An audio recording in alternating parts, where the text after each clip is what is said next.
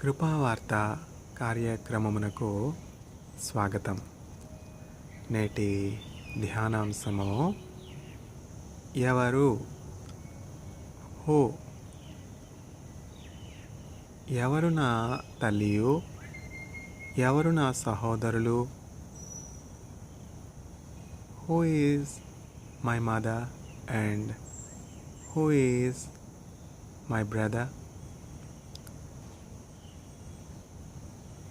ఒకానొక సందర్భంలో యేసుక్రీస్తు ప్రభు ఇజ్రాయెల్ దేశంలో సువార్త ప్రకటిస్తూ ఉన్నారు. దేవుని రాజ్యంను గుర్చినటువంటి సత్యమును, నిత్య జీవార్థమైనటువంటి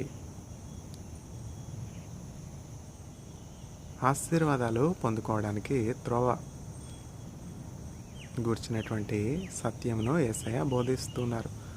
సృష్టి ఆరంభం నుండి మరుగైనటువంటి సంగతులు బోధిస్తూ ఉన్నారు. విద్య లేనటువంటి పామరులు, బలహీనులు, వ్యాధిలో ఉన్నటువంటి వారు, బంధకంలో ఉన్నటువంటి వారు, నిరాశలో ఉన్నటువంటి వారు, నిస్పృహలో ఉన్నటువంటి వారు, అవసరత కలిగినటువంటి వారు, వికలాంగులు, గురుడ్డివారు, వ్యాధిగ్రస్తులు అనేకులు యేసుక్రీస్తు ప్రభు ఉన్నటువంటి ఆ స్థలానికి వచ్చారు. యేసయ్య సువార్త బోధిస్తూ ఉన్నప్పుడు, ఆయన వాడుక చొప్పున ప్రకటిస్తూ ఉన్నప్పుడు యేసుక్రీస్తు ప్రభు యొక్క శిష్యులు వచ్చి యేసయ్యతో చెప్తూ ఉన్నారు, ప్రభువా, నీ తల్లియు నీ సహోదరులను నిన్ను చూడడానికి వచ్చారు అని చెప్పినప్పుడు ఆయన ఉన్నటువంటి ఆ గృహము అంతా కూడా జనాలతో నిండిపోయింది.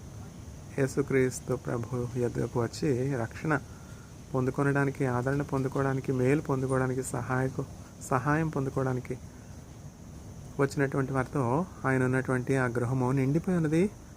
ఇంటి ఆవరణ వెలుపల ఉన్నటువంటి ఆ పెరటి స్థలం కూడా, ఇంటి ముందు ఉన్నటువంటి స్థలం కూడా గొప్ప జన సమూహంతో నిండిపోయింది. ఆయన యొక్క తల్లియు, ఆయన యొక్క సహోదరులు యేసయ్యని చూడాలని ఆశ కలిగి యేసయ్య దగ్గరికి వచ్చారు. కానీ యేసయ్య దగ్గరకు రాలేకపోతున్నారు. ఎందుకంటే చుట్టూ గొప్ప జనసమూహం ఉంది.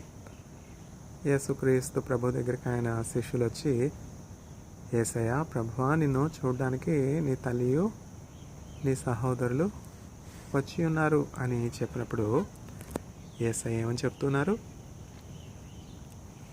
ఎవరు నా తల్లియు, ఎవరు నా సహోదరులను? Who is my mother? Who are my brothers? Those that do according to the will of my Father are my brother and my mother అని యేసుక్రీస్తు ప్రభు చెప్తున్నారు. చూచారా ఎంత గొప్ప శ్లాఘ్యత మనకి ఇవ్వబడి ఉన్నది. యేసుక్రీస్తు ప్రభు ఆయన యొక్క కుటుంబంలో మనల్ని సభ్యులుగా చేశారు. ఎప్పుడైతే మనం యేసుక్రీస్తు ప్రభు చెప్పినటువంటి ఆ మాటను బట్టి జీవిస్తామో మనం దేవుని యొక్క చిత్తమును నెరవేర్చిన వారంగా ఉంటాం. అప్పుడు నిశ్చయంగా ఏం జరుగుతుంది? మనం భూలోకంలో అనేకులకు ఆశీర్వాదంగా ఉంటాం, అనేకులకు దీవెనగా ఉంటాం, అనేకులకు సహాయకంగా ఉంటాం, అనేకులకు మేలు చేసే వారంగా ఉంటాం. ఈ భూలోక యాత్ర దేవుడు నిర్ణయించినటువంటి భూలోక సమయాన్ని మనం ముగించుకొనగానే నిత్య జీవంలో ప్రవేశిస్తాం, మహిమలో ప్రవేశిస్తాం, నిత్యానందంలో ప్రవేశిస్తాం, పరలోకంలో ప్రవేశిస్తాం. ఇక్కడ యేసుక్రీస్తు ప్రభు యొక్క ఉద్దేశం ఏంటంటే, ఆయన తన తల్లిని నిర్లక్ష్యపరిచినట్టు కాదు, తన సహోదరులను తృణీకరించినట్లు కాదు. అక్కడ యేసయ్య చెప్పిన మాటకు అర్థం ఏంటంటే,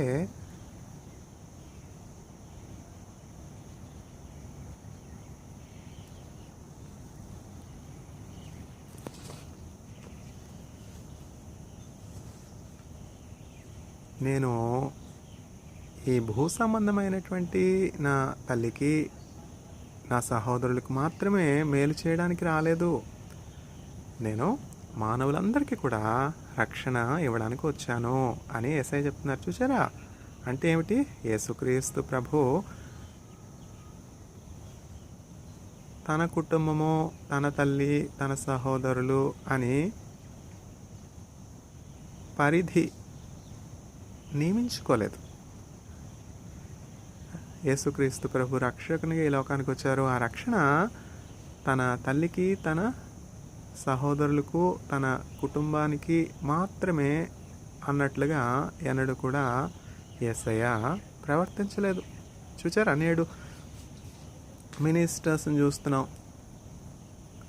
అధికారులను చూస్తున్నాం, ఉన్నతమైనటువంటి పదవుల్లో ఉన్నటువంటి వారిని చూస్తున్నాం. వారు మొదటి స్థానం దేనికి ఇస్తారు చెప్పండి? వారి యొక్క సన్నిహిత సంబంధులకు కదా, తల్లిదండ్రులకు, తర్వాత భార్య బిడ్డలకు, తర్వాత స్నేహితులకు. అవునా? యేసుక్రీస్తు ప్రభువుని చూసి ప్రతి ఉన్నతమైనటువంటి స్థితిలో ఉన్నటువంటి వ్యక్తి నేర్చుకోనాలి.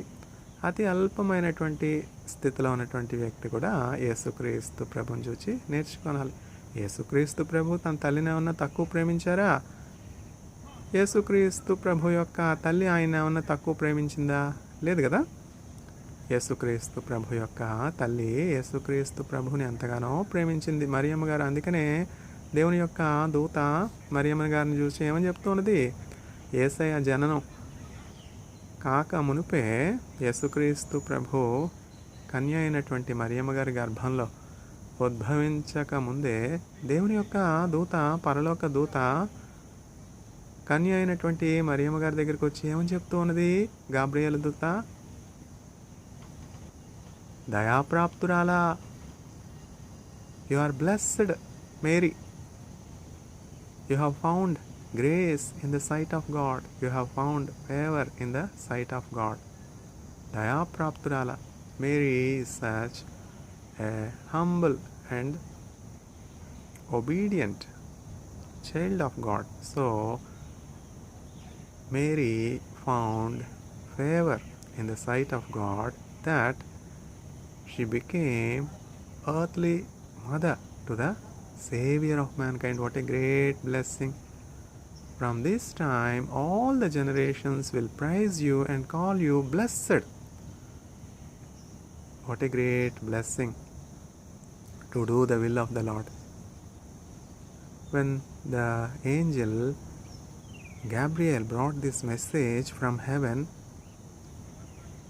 Virgin Mary was obedient to the will of God. Mary was such a God-fearing woman. You will be called blessed. The Son of the Sovereign Lord, the Most High, will come to this world through your womb. You will be called blessed by generations to come. Yet, Mary should not be taking the place of God. Mary should not become an idol, replacing God, replacing the will of God, replacing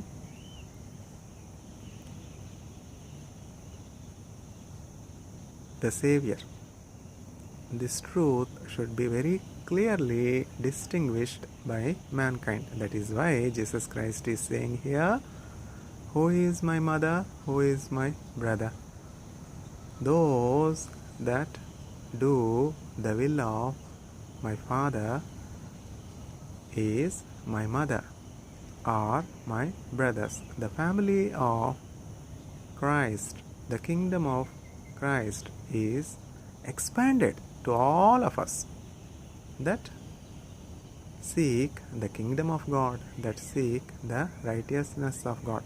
Can we become a family member of the Prime Minister of a nation? We cannot become. Can we become the family member of a person in key administrative position in a nation? We cannot become. Yet, Christ, being the sovereign Lord, being the Lord of hosts, being the only begotten Son of God most holy, extended his heavenly kingdom, extended the limits of his family to each one of us. All those that accept Jesus Christ as their shepherd, as the grace of God, as their Savior, are becoming the children of God. In the Old Testament, if we see the seed of Abraham, the descendants of Jacob, the 12 tribes of Jacob were called the children of God. That is the family of God. What a privilege. Abraham, through you, all the inhabitants of the earth will be blessed. Jacob, in Jacob, the star will born. And this star is Jesus Christ, the true light. And all those that receive Jesus Christ as their personal Savior and allow Christ to dwell in their heart, they become the temple of God. They become the children of God. They become the family of God. They will experience healing. They will experience prosperity. They will experience heavenly blessings in this world, and after completing this 70 or 80 years, they will fly away to their heavenly abode. అదే కదా కీర్తనల గ్రంథం 90వ అధ్యాయంలో చెప్పబడింది. మన ఆయుష్కాలము 70 సంవత్సరములు, అధిక బలమున్న ఎడల 80 సంవత్సరములు. అయినను వాటి వైభవము ఆయాసమే, దుఃఖమే. అవి త్వరగా గతించిపోవును, మనము ఎగిరిపోదుము. మనం ఎట్లా ఎగిరిపోతాం? పక్షులమా మనం? ఏమన్నా పక్షులకైతే చక్కగా రెక్కలు ఉంటాయి కదా.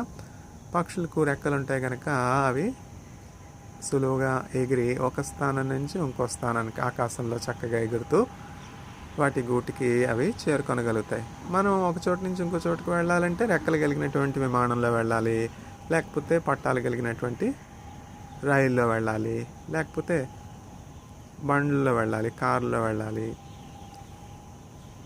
అట్లా మనకి రెక్కలు లేవు కదా.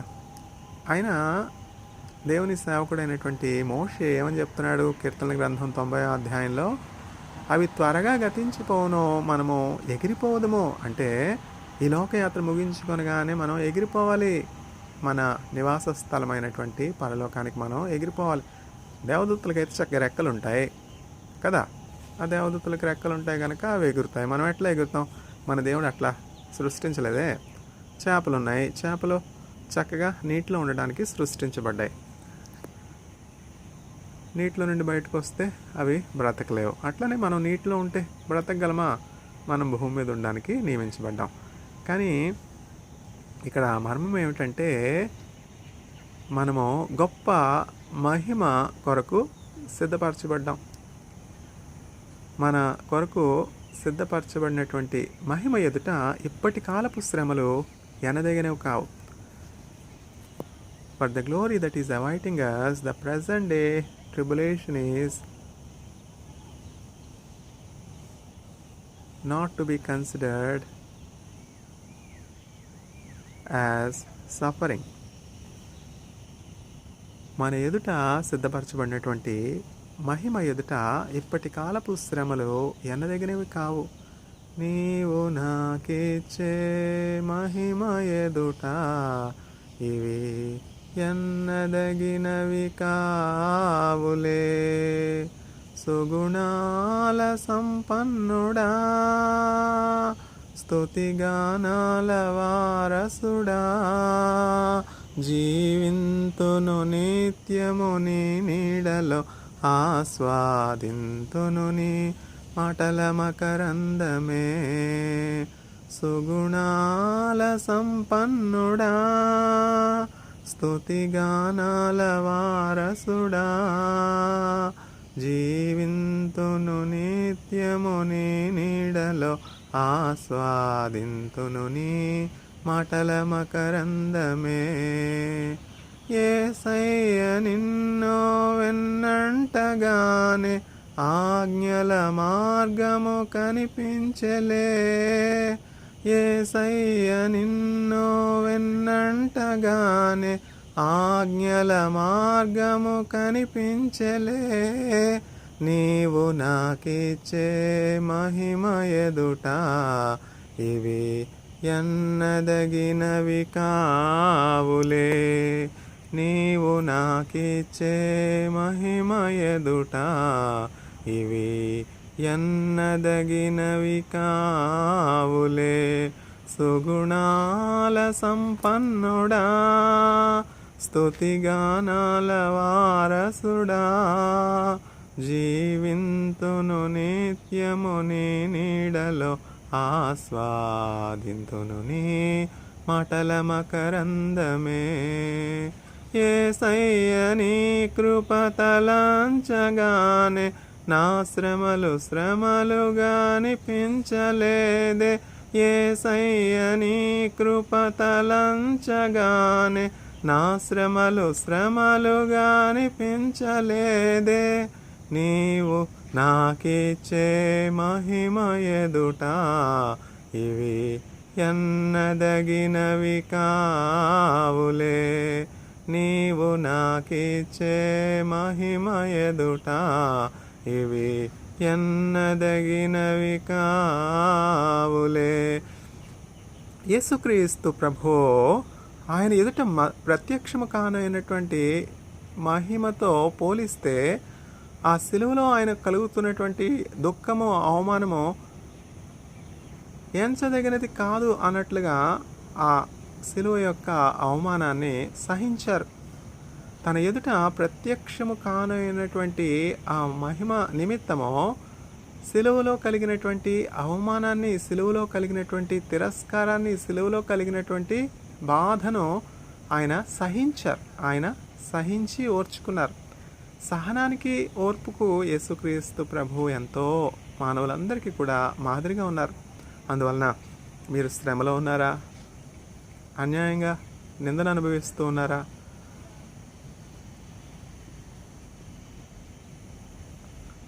మేలు చేసి కీడును అనుభవిస్తూ ఉన్నారా?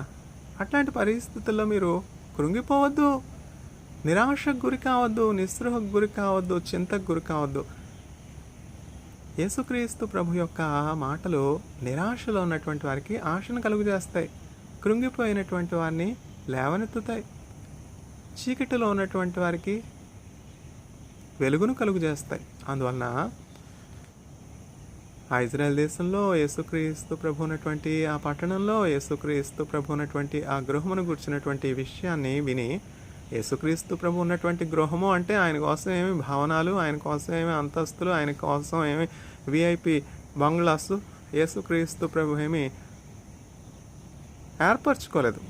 చూసారా, ఇప్పుడు మనం ఒక దేశం యొక్క అధికారిని చూద్దాం. ప్రైమ్ మినిస్టర్ని కానీ, ప్రెసిడెంట్ని కానీ, లేకపోతే వైస్ ప్రెసిడెంట్ని కానీ, లేకపోతే అనేకమైనటువంటి ఉన్నతమైనటువంటి అధికారం కలిగినటువంటి వ్యక్తుల్ని మనం చూసినట్లయితే వారికి నివాసానికి ప్రత్యేకమైనటువంటి చక్కని బంగ్లాలు ఉంటాయి. చూసారా, భారతదేశంలో ప్రెసిడెంట్ గారి నివాసం మనం చూసినట్లయితే ఎంతో సౌందర్యంగా ఉంటుంది. ఆ భవంతి, ఆ బంగ్లా, ఆ ప్యాలెస్ చుట్టూ కూడా చక్కని గార్డెన్స్ ఉంటాయి, చక్కని తోటలు ఉంటాయి కదా. వారి యొద్దకు అందరూ వెళ్ళగలరా? ఢిల్లీలో ఉన్నటువంటి వారందరూ కూడా, ఢిల్లీలో ఉన్నటువంటి ఆ ప్రెసిడెంట్ గారు ఉన్నారు కదా, అధ్యక్షుని గృహానికి వెళ్ళి ఆయన ఉన్నటువంటి ఆ భవంతిలో వారు ప్రెసిడెంట్తో పాటు ఎప్పుడైనా ఉన్నారా? ఒక్కరోజైనా ఉన్నారా? ఆ ప్రెసిడెంట్ గారు ఉన్నటువంటి అధికారి ఉన్నటువంటి ఆ బంగ్లా చుట్టూ ఉన్నటువంటి ఆ గార్డెన్స్ ఉన్నాయి కదా, అవి ఎంతో కూడా సౌందర్యం కలిగి ఉంటాయి, ఎంతో ఆహ్లాదకరంగా ఉంటాయి. చక్కని ఫౌంటైన్స్ ఉంటాయి, చక్కని నీటి కాలువలు ఉంటాయి కదా. వెళ్ళగలరా? లేరు కదా. అందుకనే ఆ శ్లాఘ్యత మిగుల అల్పులైనటువంటి వారికి, మిగుల పేదలైనటువంటి వారికి, మిగుల విడనాడబడినటువంటి వారికి, తృణీకరించబడినటువంటి వారికి, సమాజంలో అందరి చేత విసర్జించబడినటువంటి వారికి ఇవ్వడానికి యేసుక్రీస్తు ప్రభు ఈ లోకానికి ఎట్లా వచ్చారు? విఐపిగా రాలేదు, బ్యూరోక్రట్గా రాలేదు, డిప్లొమేట్గా రాలేదు, ప్రెసిడెంట్గా రాలేదు, ప్రైమ్ మినిస్టర్గా రాలేదు. యేసుక్రీస్తు ప్రభు దేవుడై ఉండి భూలోకానికి రావాలి అని అనుకున్నటువంటి మార్గం చూస్తే ఎవరికైనా కూడా ఆశ్చర్యం అవుతుంది కదా. రాజు అయ్యండి, రాజులకు రాజు అయ్యండి, ప్రభులకు ప్రభు అయ్యండి యేసుక్రీస్తు ప్రభు ఈ లోకానికి ఎట్లా వచ్చారు చూసారా? దాసుని రూపం దాల్చి ఈ లోకానికి వచ్చారు. I have come to this world to serve and not to be served. నిజంగా వాస్తవమే మాట్లాడుకుందాం. డెమోక్రసీ అంటున్నాం, ప్రజాస్వామ్యం అంటున్నాం. ప్రజాస్వామ్యంలో మాకు ఒక ప్రత్యేకమైనటువంటి పద్ధతి ఉన్నది, మాకు ఒక ప్రత్యేకమైనటువంటి పరిపాలన విధానం ఉన్నది, ఒక సిస్టమ్ ఉన్నది, ఎలక్షన్స్ ఉన్నాయి అని చెప్పి మాకు ఒక కాన్స్టిట్యూషన్ ఉన్నది, మాకు ప్రపంచంలోనే అతిపెద్ద రిటర్న్ కాన్స్టిట్యూషను డ్రాఫ్ట్ చేయబడి ఉన్నది. ప్రపంచంలో ఉన్నటువంటి కాన్స్టిట్యూషన్స్ అన్నింటిలోకి మాకే పెద్ద కాన్స్టిట్యూషను, ఇందులో పలానా ఆర్టికల్స్ ఉన్నాయి, ప్రియాంబుల్ ఉన్నది అని చెప్పి మనం చెప్పుకుంటూ అతిశయపడుతున్నాం కదా. కానీ నిరుపేదలైనటువంటి వారు, అవసరతలో ఉన్నటువంటి వారు, నిరుద్యోగులుగా ఉన్నటువంటి వారు, పేదరికంలో ఉన్నటువంటి వారు, అంధత్వంలో ఉన్నటువంటి వారు, వికలాంగులు అందరూ కూడా ప్రెసిడెంట్ గారి భవంతికి, ప్రైమ్ మినిస్టర్ గారి భవంతికి, డిప్లొమాట్స్ గృహాలకు వెళ్ళడానికి ఆస్కారం ఉన్నదా చెప్పండి? వారి గృహాల చుట్టూ ఏముంటాయి? సెక్యూరిటీ డాగ్స్ ఉంటాయి, సెక్యూరిటీ ఉంటుంది, మన లోపలికి రానిస్తారా? వీడియోస్ ఉంటాయి, కెమెరాస్ ఉంటాయి, ప్రొటెక్షన్ ఉంటుంది కదా. మనం లోపలికి వెళ్ళగలమా? వెళ్ళలేం కదా. కానీ యేసుక్రీస్తు ప్రభుని మనం చూసినట్లయితే చూసారా, ఆయన రాజులకు రాజు అయ్యండి, ప్రభులకు ప్రభు అయ్యండి, అన్నింటికీ పైగా ఉన్నటువంటి వాడయండి, రిక్తునిగా దాసుని రూపం దాల్చి లోకానికి పరిచారకునిగా వచ్చి నిజంగా పరిచర్య చేశారు కదా యేసయ్య. అందువలన నేడు అధికారం కలిగినటువంటి వారందరూ కూడా ఆ అధికారాన్ని వారికి ఎవరు ఇచ్చారు అన్నటువంటి కాన్షియస్నెస్ కలిగి ఉండాలి. అంతరాత్మలో మెలకువ కలిగి ఉండాలి, ఆత్మలో మెలకువ కలిగి ఉండాలి. గాడ్ కాన్షియస్నెస్ ఉన్నప్పుడు, దేవుని భయం ఉన్నప్పుడు, దేవుని ప్రేమ ఉన్నప్పుడు తమ వలె తమ పొరుగువారిని ప్రేమించగలుగుతారు. తమ కుటుంబంలో మిగులు అల్పులైనటువంటి వారిని కూడా చేర్చుకొనగలుగుతారు. తమ సొంత భార్యను, తమ సొంత తల్లిదండ్రులను, తమ సొంత బిడ్డలను వారు ఎట్లా ప్రేమిస్తూ ఉన్నారో అట్లాగనే తమ చుట్టూ ఉన్నటువంటి వారిని కూడా ప్రేమించే క్రీస్తు యేసును కలిగినటువంటి మనస్సు వారు కలిగి ఉంటారు. మొదటిగా మనం దేవుణ్ణి ప్రేమించలేకపోతే మనం మన చుట్టూ ఉన్నటువంటి వారిని ప్రేమించలేము. ఎందుకంటే ప్రేమ ఎక్కడి నుంచి కలుగుతుంది? ప్రేమ దేవుడి నుంచి కలుగుతుంది. ఎందుకంటే దేవుడు ప్రేమ అయి ఉన్నాడు. దేవుణ్ణి ప్రేమించాలంటే మొదటిగా దేవుణ్ణి తెలుసుకోవాలి కదా. దేవుణ్ణి తెలుసుకోవాలంటే దేవుని వాక్యం దగ్గరికి రావాలి, బైబిల్ గ్రంథం చదవాలి, బైబిల్ గ్రంథంలో ఉన్నటువంటి వాక్యాన్ని వినాలి. వినటం వలన విశ్వాసం కలుగును. ఆ విశ్వాసాన్ని కలుగజేసేవాడు యేసుక్రీస్తు ప్రభు. దేవుడు ప్రేమ అయి ఉన్నాడు. దేవుని యొక్క ప్రేమ సిలువలో వెల్లడి అవుతూ ఉన్నది. చూచారా? యేసుక్రీస్తు ప్రభును సిలువేడి సిలువేడి సిలువేడి అని అందరూ చెప్తున్నారు. యేసుక్రీస్తు ప్రభు ద్వారా మేలులు పొందినటువంటి వారే, ఉపకారాలు పొందినటువంటి వారే, యేసయ్య చేసినటువంటి అద్భుతాలు ఆశ్చర్యకార్యాలు చూసినటువంటి వారే. కానీ ఆ గడియ అంధకార సంబంధమైనటువంటి దురాత్మల గడియ. దురాత్మల సమూహాలన్నీ కూడా, అపవిత్రాత్మల సమూహాలన్నీ కూడా సర్వోన్నతుడైనటువంటి దేవుని చంపివేయాలి, సమాధి చేయాలి, సృష్టికర్తను లయం చేయాలి. అప్పుడు సృష్టి మీద అధికారం, ఆధిపత్యం మాకే అవుతుంది కదా అని సాతాను యొక్క అనుచరులు అనుకున్నారు సిలువలో. అందువలన సిలువలో యేసుక్రీస్తు ప్రభు సిలువ వేయబడుతున్నప్పుడు సాతానుడు ఎంతగానో ఆనందించాడు. నరకశక్తులన్నీ కూడా ఎంతగానో సంతోషించాయి. ఎందుకంటే దేవుని యొక్క వారసుడు, దేవుని యొక్క కుమారుడు యేసుక్రీస్తు ప్రభు, దేవుని యొక్క అంకురం లయమైపోతూ ఉన్నది. దేవునికి ఇంకా వారసుడు ఉండడు కదా, దేవుని యొక్క కుమారుడు ఉండడు కదా. అందువలన ఈ సృష్టి అంతటికి కూడా ఆధిపత్యం ఇక నాదే. మరణం యొక్క అధికారం కలిగినటువంటి సాతానుడు ఎంతగానో అతిశయపడ్డాడు, సిలువలో గర్వించాడు. యేసుక్రీస్తు ప్రభు యొక్క సిలువ శ్రమను చూచి, యేసయ్య తిరస్కారానికి గురవుట చూచి, గాయాలు పొందుట చూచి మరణాన్ని సమీపించుడు చూచి సాతానుడు ఎంతగానో ఆనందించాడు, ఎంతగానో సంతోషించాడు. ఎందుకంటే వాడు అబద్ధికుడు, వాడు నరహంతకుడు, వాడు దొంగ, వాడిలో సత్యం ఎంత మాత్రం లేదు, వాడిలో కనికరం లేదు. ఇవన్నీ కూడా సాతాను స్వభావాలు. అట్లాంటి భయంకరమైనటువంటి శిలువ మరణం యేసుక్రీస్తు ప్రభు పొందుతున్న సమయంలో ఆ శిలువ దగ్గర ఎవరున్నారు? యేసుక్రీస్తు ప్రభు యొక్క తల్లి అయినటువంటి మరియమ్మ గారు ఉన్నారు. యేసుక్రీస్తు ప్రభు తన చిన్నతనం నుంచి తల్లిని ఎంతగానో ప్రేమించారు. తల్లి కూడా యేసుక్రీస్తు ప్రభుని ఎంతగానో ప్రేమించింది. కాబట్టి భూలోకంలో ఉన్నటువంటి బిడ్డలు తల్లిదండ్రుల పట్ల ఎటువంటి ప్రేమ కలిగి ఉండాలి, ఎటువంటి బాధ్యత కలిగి ఉండాలి అన్నది యేసయ్య దగ్గర నుంచి నేర్చుకోవచ్చు.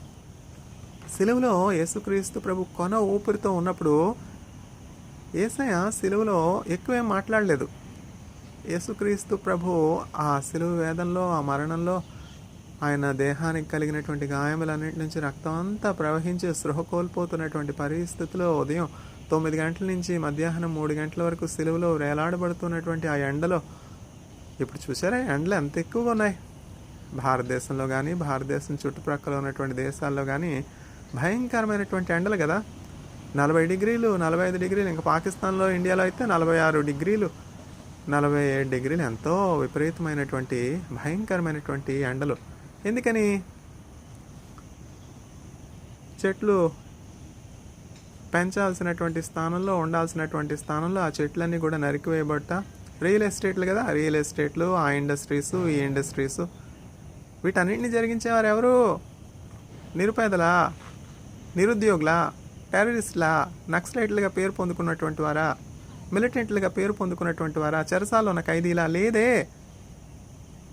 ఖైదులో ఉండవలసి వారు చేస్తున్నటువంటి అక్రమాలను బట్టి, బలాత్కారాలను బట్టి, అన్యాయాలను బట్టి ఖైదులో ఉండవలసినటువంటి వారు వెచ్చలవిడిగా బయట తిరుగుతున్న బట్టి, వారికి కలిగినటువంటి ధన బలాన్ని బట్టి, అధికార బలాన్ని బట్టి వారు తండ్రి లేని వారిని, బలం లేని వారిని, అధికారం లేనటువంటి వారిని వారి స్థానంలో చెరసాలకు పంపుతున్నారు. వాస్తవం కదా. అదే సిలువలో కూడా జరిగింది. యేసుక్రీస్తు ప్రభు చేసినటువంటి తప్పిదం ఏంటి చెప్పండి? యేసుక్రీస్తు ప్రభు మరణానికి పాత్రుడా? కాదే. అయినప్పటికీ సిలువ వేయండి, సిలువ వేయండి, సిలువ వేయండి అని సాతానుడు చెడ్డ మనుషుల్లోకి దూరి యేసుక్రీస్తు ప్రభువును సిలువ వేశారు. అయినా who can establish that I have sin in me? యేసుక్రీస్తు ప్రభు మరలా అడుగుతున్నారు, ఎవరు నాలో పాపమున్నదని స్థాపించగలరు? మీలో ఎవరు నాలో పాపమున్నదని స్థాపించగలరు? ఎవరన్నా అడగగలరా? అంతరాత్మ మనలో మనం పాపం లేదు అని చెప్పినట్లయితే మన అంతరాత్మే, మనలో ఉన్నటువంటి ఆత్మే, నువ్వు పలానా తప్పిదం చేసావు, నువ్వు పలానా పొరపాటు చేసావు, నువ్వు పలానా అపరాధం చేసావు, పలానా వారికి నువ్వు కీడు చేసావు, పలానా వారి గురించి నువ్వు అబద్ధ సాక్ష్యం చెప్పావు, నువ్వు తప్పిదం చేసావని మన అంతరాత్మే మనకి తీర్పరి కదా. కానీ యేసుక్రీస్తు ప్రభుని మనం చూసినట్లయితే ఆయన ఏ పాపము లేనటువంటి వానిగా ఉన్నాడు.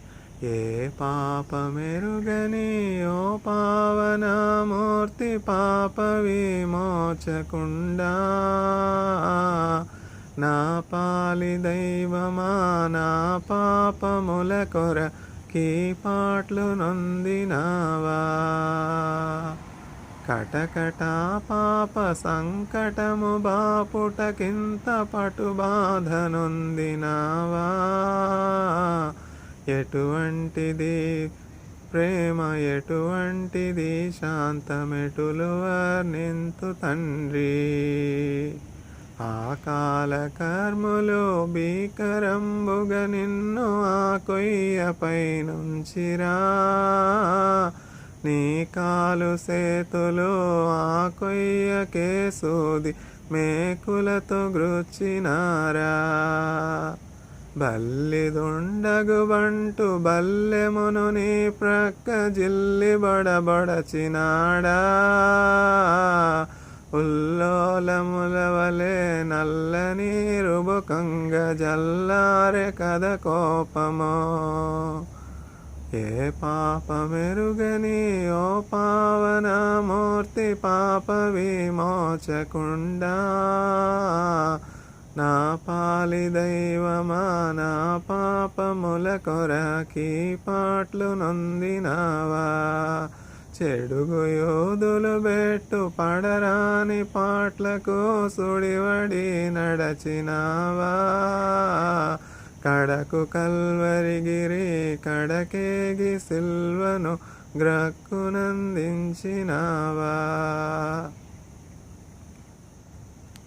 యేసుక్రీస్తు ప్రభు లోక పాపములను మోసుకొని పోవు దేవుని గొర్రెపిల్ల. ఇప్పుడు కట్టె కొట్టె తెచ్చే అని 3 ముక్కల్లో చెప్తున్నాం కదా. పురాతన గ్రంథాలు మానవుల చేత లిఖించబడినటువంటి గ్రంథం అంతటిని కూడా 3 మాటల్లో చెప్పాలంటే ఏమని చెప్తున్నారు శాస్త్రులు పండితులు? కట్టే కొట్టే తెచ్చే. గ్రంథం అంతటిని 3 ముక్కల్లో చెప్పేశారు కదా క్లుప్తంగా. అట్లనే బైబిల్ గ్రంథాన్ని 3 మాటల్లో కాదు 2 మాటల్లో మనం క్లుప్తంగా చెప్పచ్చు. ఏమిటి ఆ 2 మాటలు? యేసే క్రీస్తు. చూసారా బైబిల్ గ్రంథాన్ని అంతటినీ కూడా బైబిల్లో ఉన్నటువంటి 66 పుస్తకాలు ఉన్నాయి. పాత నిబంధన గ్రంథం క్రొత్త నిబంధన గ్రంథం కలిపితే 66 పుస్తకాలు.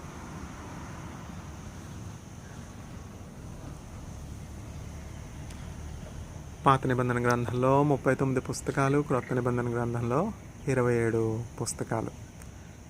ఈ 66 పుస్తకాలను కూడా 2 మాటల్లో చెప్పాలంటే ఎట్లా సాధ్యం?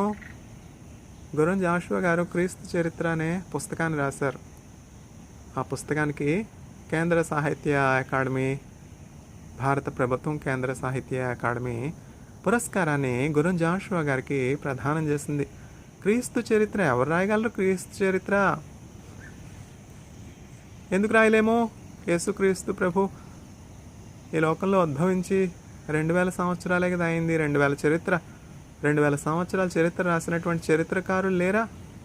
ఎందుకు లేరు? చరిత్రకారులకి ఏం కొదవలేదు.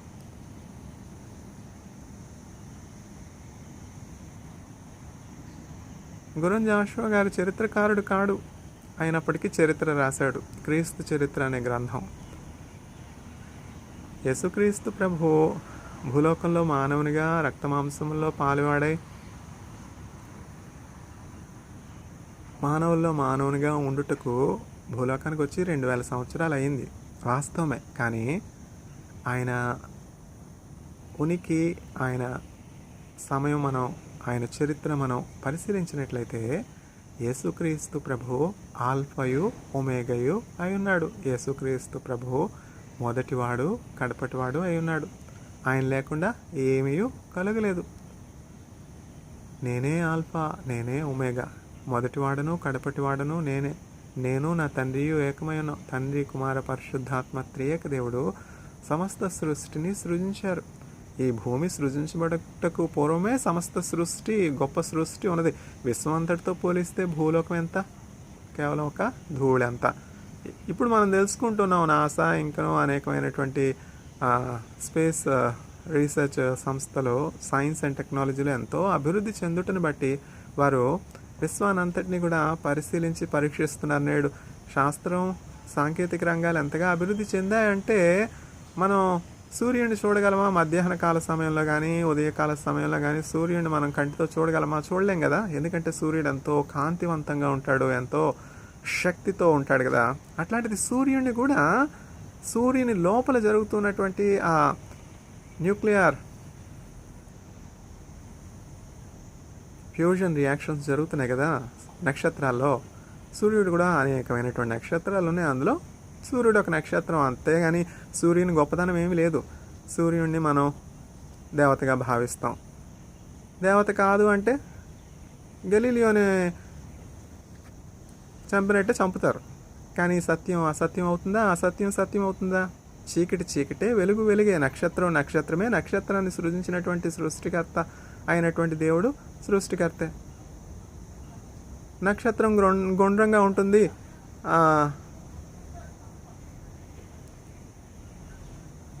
నక్షత్రం ఆకారం గుండ్రం, లేకపోతే భూమి ఆకారం గుండ్రం అని చెప్తే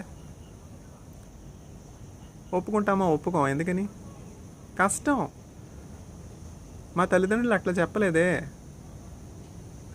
మా గ్రంథాలు అట్లా చెప్పలేదే. చేతి పటములు రాళ్ళు మనో మనకు దైవములు కానిరవు.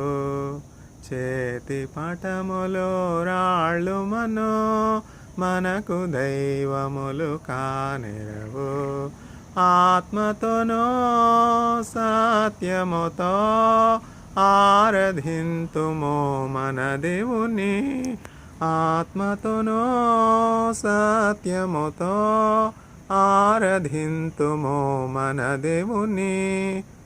నశించును వెండి బంగారమో లోకమాయలు గతించునవే.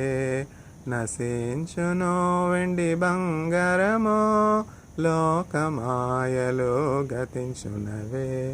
విలువైనది స్థిరమైనది యేసునాథుని కృపవరమే. నీతో పోల్చుటకు సర్వేశా ఎవరు లేరు ప్రకాశ. స్తుతి పాడుటకు యేసునాథా చాలవు 10,000 నాలుకలు. అందువలన నక్షత్రం దేవుడు, సూర్యుడు దేవుడు, భూమి దేవత, నది దేవత. మాకు 3,000,000 దేవతలు లేరా?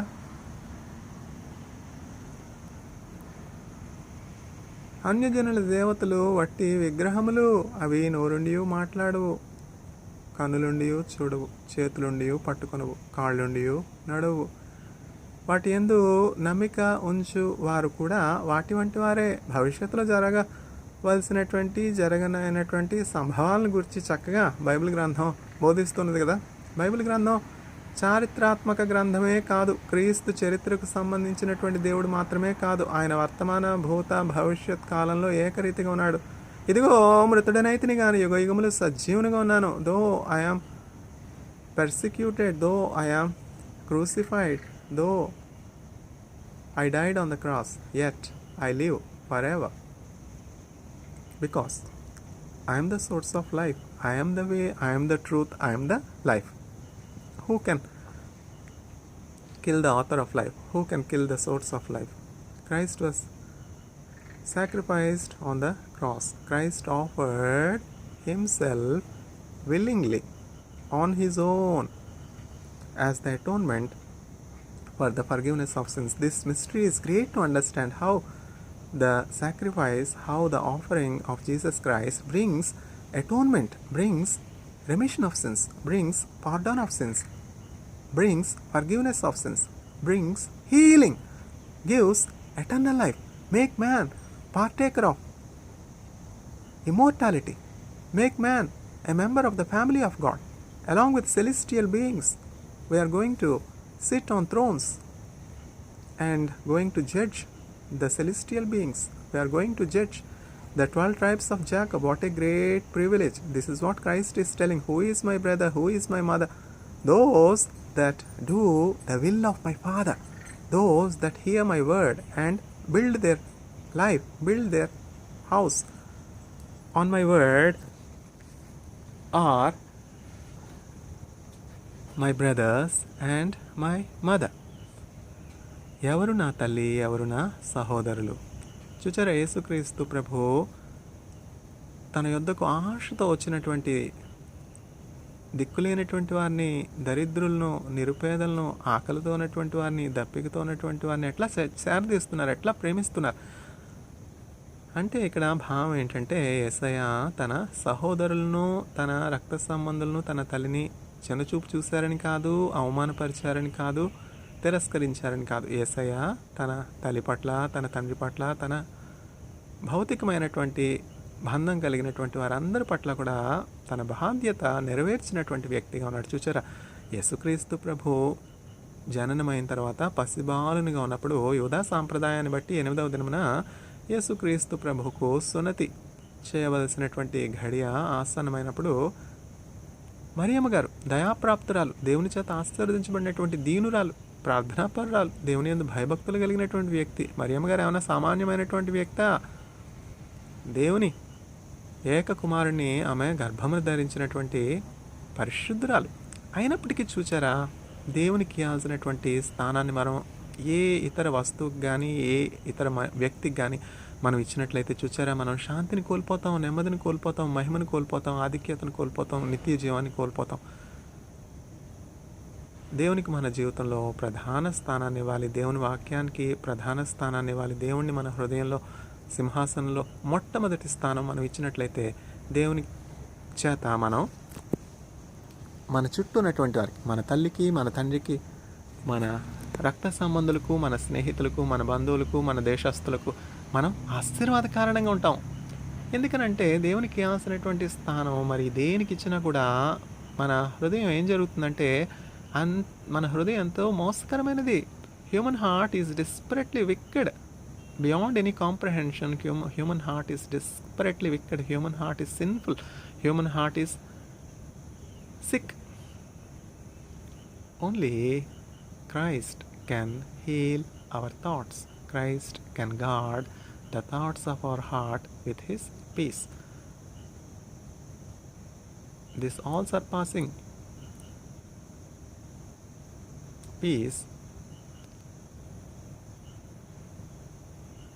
is from God that guards all our thoughts. All our thoughts should be guarded by the grace of God.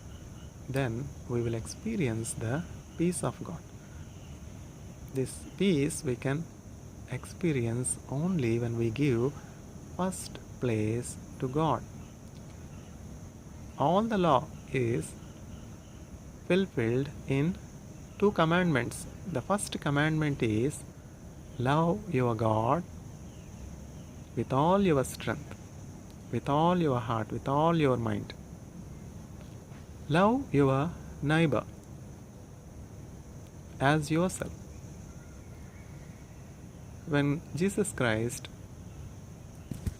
answered the question of one of the people that have gathered to his sermons, a young man questioned Jesus Christ, "Who is my neighbor?"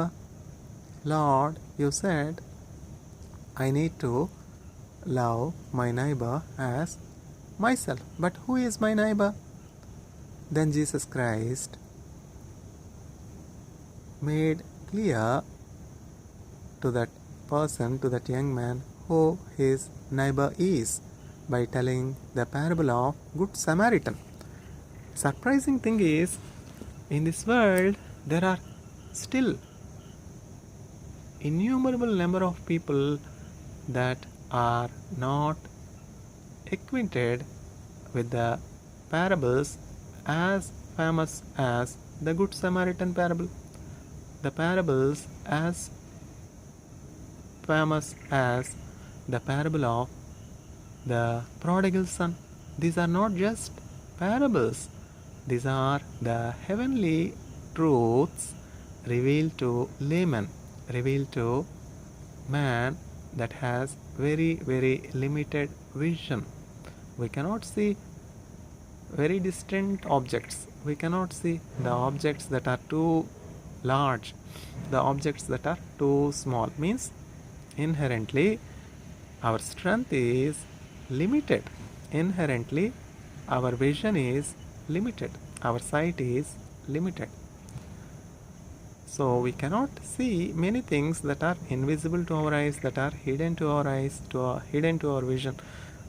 So to reveal such hidden things, to reveal such secret things, and to know, to reveal the purpose of our stay on earth and how wisely we need to utilize our stay on our earth, that is highly temporary, to prepare for the permanent dwelling place in heaven, Christ has come to this world to reveal.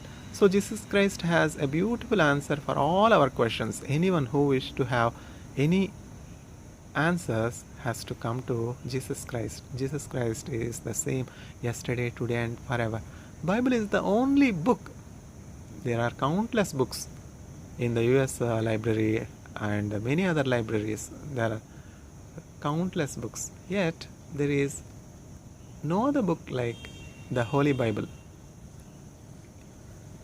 Because Bible is the only book that has both questions and answers. When you start reading the Bible, when you read the Bible, when you read each verse, you will have many questions. Like a child, when the child looks at the creation, the child has many questions. When the little one looks at the plants, looks at the stars, looks at the sun, looks at the surroundings, the child will have many questions. The child will be inquisitive. So the child asks his mother and father to know more. Likewise, when we read the Bible, we will have many questions. And surprisingly, when you have that question in your heart, have that question in your mind, and continue further reading the next page, you will find the answer. This is the doing of the Lord. It is marvelous to our eyes, because all the verses of the Bible, all the word that is hidden in the Bible, in the treasure of Bible, is the breath of God, the breath of God, the life of God. The word of God is God Himself. In the beginning there is Word, and the Word became flesh and dwelt amidst us as Emmanuel, God, Jesus Christ. John chapter 1 verse 1. In the beginning there is Word, and the Word was with God, and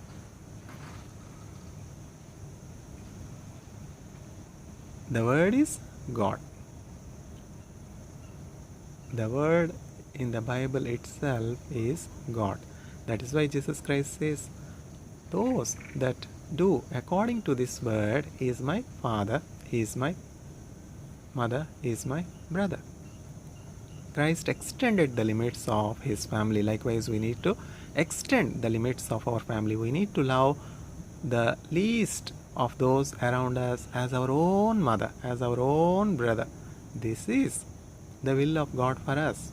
Then there will obviously be no violence, there will obviously be no source of disharmony, there will obviously be no scarcity of resources when we love ourselves as our brother. Who is my neighbor? Then Jesus Christ, to answer the young man's question, told the parable, the beautiful parable, Good Samaritan parable.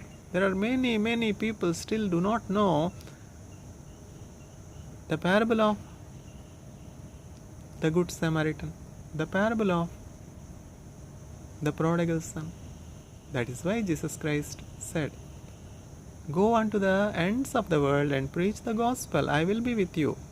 If God is for us, who can be against us? When God is with us, we will be fruitful.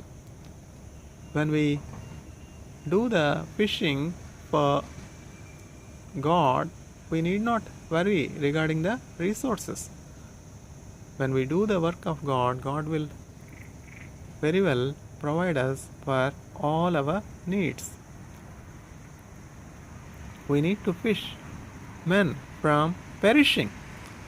There are many people battling with life in the intensive care units, succumb to wounds, succumb to accidents, suffering by the demonic forces in captivity, suffering by oppression, suffering in darkness, suffering in prison, suffering injustice, suffering inhuman treatment, suffering by violent rulers. So, the work of the preacher, the work of the disciple of God, the work of the servant of God is to preach the gospel. Gospel has the power to break hearts that are as hard as stones. If God can make waters flow from rock, God can very well turn the hard-hearted people and convert them to kind-hearted people. This is the conversion we need in this world. We see such conversion happening throughout the course of history.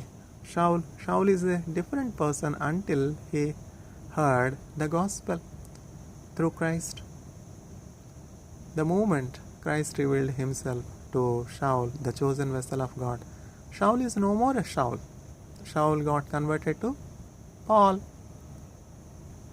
When Christ encountered Peter, Peter is no more a Peter. He became Kepha. He became the rock. You will be called Kepha. You will be called rock on which I will build my church, before which the gates of hell cannot prevail over.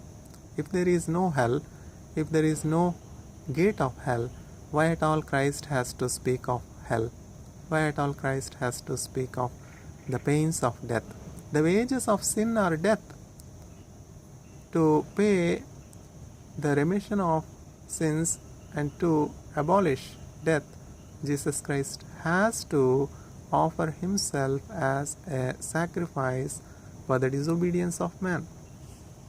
To clothe with righteousness all those that accept the grace of God by humbling themselves and believing in the word of God. All those that accept the grace of God, Jesus Christ as their shepherd, will receive a new heart, a heart like lamp, not like fire's line, causing harm, causing violence, causing death. We see so much of violence around us. We see so much of pestilences around us. We see so much of mistrust around us. There is no more trust. Nowadays, the preachers has to say, in addition to saying like Jesus, who is my mother, who are my brothers, the servants of God, truly serving the living God, like Shadrach, Meshach, Abednego, truly serving God like Daniel, has to also say, who is my father-in-law, who is my wife, who is my brother-in-law, and the list goes on. Can you trust your brother? Can the king trust his ministers? Can the employees trust his servants? Can the servants, employees trust the employers? Why? The seed of mistrust, the seed of disbelief is not from God. Mistrust is not from God. Lying is not from God. Violence is not from God. Hatred is not from God. Greed for wealth is not from God. Sickness is not from God. Ill health is not from God. Hospitalization is not from God. Poisoning is not from God. Assassination is not from God. Violent accidents are not from God. These are all the schemes of the devil, the adversary. The devil will use your mother, the devil will use your brother, the devil will use your father-in-law, the devil will use your wife, the devil will use those that are close to you to rob your soul, to rob your precious faith. These are the hard truths of life. That is why man has to wholeheartedly submit himself to his Creator God. When we give first place to Jesus Christ, circumstances will not make us move. As Jerusalem is surrounded by mountains, you will be surrounded by His angels. As Jerusalem is founded amidst mountains, you will be founded amidst the protection of His angels. He will not let His servants to be moved. When you believe Jesus Christ, when you give first place in your heart to Jesus Christ and decide to follow Him, nothing can make you move. The Lord is at my right hand, I will not move. This is the stand that King David has taken. For 40 years, King David ruled over Israel. There are many circumstances that devil chose to make David move. Moving means not moving from India to China, not moving from Korea to India, not moving from India to Israel. This is not moving. Moving means our relationship with Jesus Christ. This should never be perturbed. This can only happen when we commit ourselves wholeheartedly to Jesus Christ. David has such commitment. That is why David received wonderful promise from God. David is after my own heart. I have found my servant David. David is a man of God's own heart. We should receive such testimony. There are many circumstances that caused David to move. Shaul, his father-in-law, made many evil attempts to make David move. Could Shaul succeed to move David, or he has moved to the bottomless pit? With whatever measure, you will also be measured with the same measure. This is the law. David's father-in-law wanted to make David run. These worldly people will make us run from pole to post. This is the hard truth of life. What can we do? Ever since Adam and Eve betrayed God and went after lies, having devil as their idol, worshipping devil, giving all the glory to devil, giving all the authority that God has given them to devil. There is nothing like David. There is nothing like devil. There is nothing like evil. What are you talking? If there is no devil, if there is no demonic forces, why do we see so much suffering? Why do we see so much tears? Why do we see so much mistrust? Are these not the footprints of devil? Why Jacob has to be under slavery for 14 years?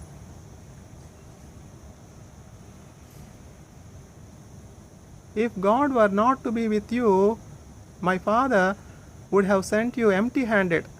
This is what Leah and Rahel are telling to their husband Jacob. If God were not to be with you, my father would have sent you empty-handed. This is the scheme of devil. Devil want to send us empty-handed to hell. But God's ways are different. God makes us surplus. God makes us prosperous. God gives us value. Our value is the precious blood of Christ. Our value is the life of Jesus Christ himself, because we are redeemed by the offering of Jesus Christ. I have come to restore the lost sheep. I have come to offer myself as a ransom, as a remission for your sins. For God so loved the world that he gave his only begotten Son, that whosoever believeth in him will not perish but will have eternal life. All other things may not be trustworthy, but one thing is trustworthy. The whole Bible, the 66 books and the 1,000 verses in the 66 books can be summarized in just 2 words: Jesus Christ. This is the sum and substance of the whole 66 books of the Bible, Jesus Christ. Jesus means Savior from our sins. Christ means King. If you know Jesus as your Savior, if you know Jesus as your King, you knew the Bible. You knew the law.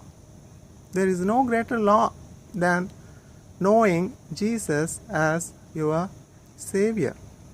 Savior from what? Savior from sins. There is nothing like sin. If there is nothing like sin, Christ did not come to this world and die on the cross. If anyone says that you have no sin in you, then you are making me a liar. I have come to this world to offer myself as a remission for your sins.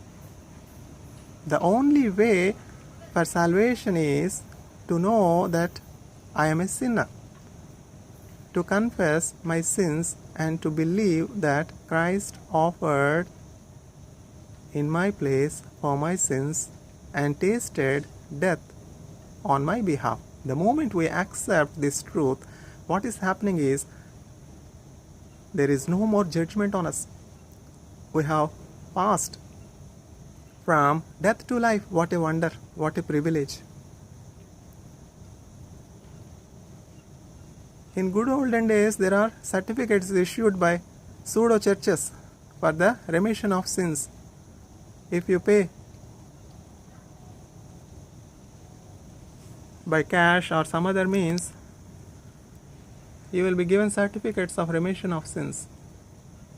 There is only one way for the remission of sins.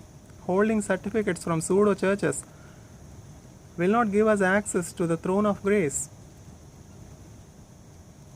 The only way to access the throne of grace, to inherit eternal kingdom, to have forgiveness of sins